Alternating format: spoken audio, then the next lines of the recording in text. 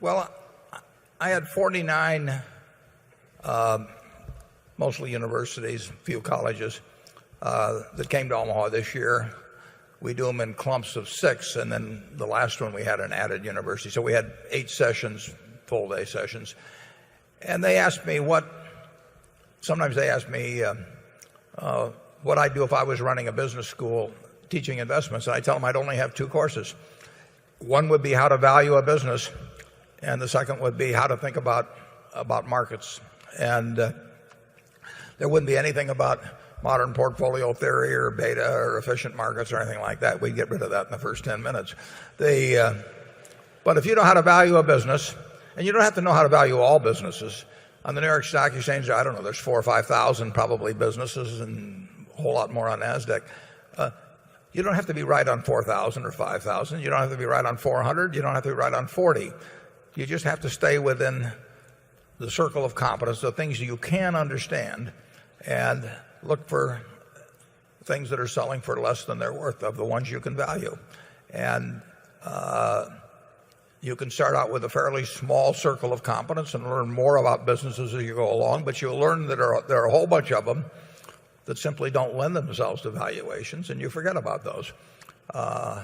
And I think if accounting helps you in that, you need to understand accounting to know the language of business, but accounting also has enormous limitations, and you have to learn enough to know what accounting is meaningful and when you have to ignore certain aspects of accounting. You have to understand when competitive advantages are durable and when they're fleeting. I mean, you have to learn the difference between a hula hoop company, and Coca-Cola. But that isn't too hard to do. And then you have to know how to think about market fluctuations and really learn that the market is there to serve you rather than to instruct you. And to a great extent, that is not a matter of IQ. If you're in the investment business and you have an IQ of 150, sell 30 points to somebody else because you don't need it. I mean,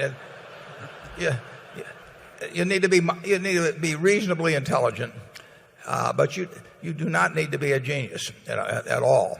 In fact, it can hurt. But you do have to have an emotional stability.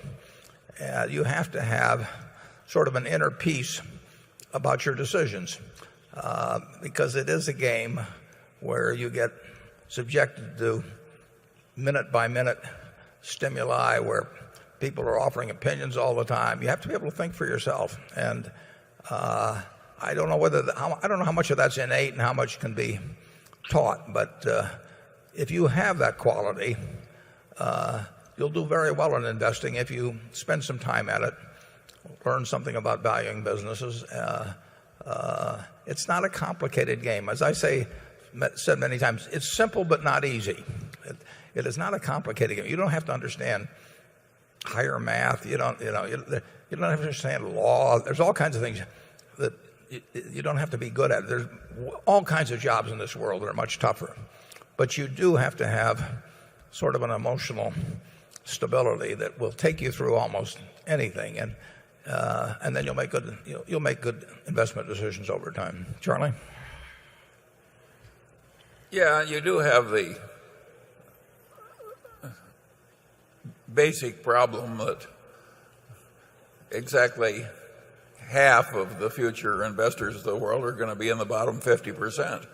In other words, you're always going to have more skill at the top than you have at the bottom, and you're never going to be able to homogenize the investment expertise of the world. There is so much that's false and nutty in modern investment practice and in modern investment banking and in modern academia, in the business schools, even the economics departments, that if you just reduce the nonsense, that's all I think you should reasonably hope for. Beyond a certain basic level of skill, wouldn't you say your emotional makeup's more important than some super high degree of skill? Absolutely. And if you think your talent, if you think your IQ is 160 and it's 150, you're a disaster. You know, much better a guy with 130 that's operating well within himself. I get to see the students that come by. I love the fellow from the University of Chicago, one of the students, and the first question that was asked to me is, what are we learning that's most wrong? I mean, that's the kind of, I wish they'd ask that sort of thing of the panel here. How do you handle that in one session? Yeah. But it was holy writ 25 years ago, efficient market theory, that I never understood how you could even teach it. I mean, if you walked in the first 5 minutes, you said to the students, everything is priced properly. I mean, how do you kill the rest of the hour?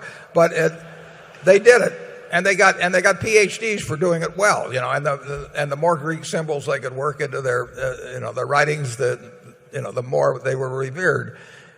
It's astounding to me, and it may have even given me a jaundiced view of academia generally, is the degree to which ideas that are nutty take hold and get propagated.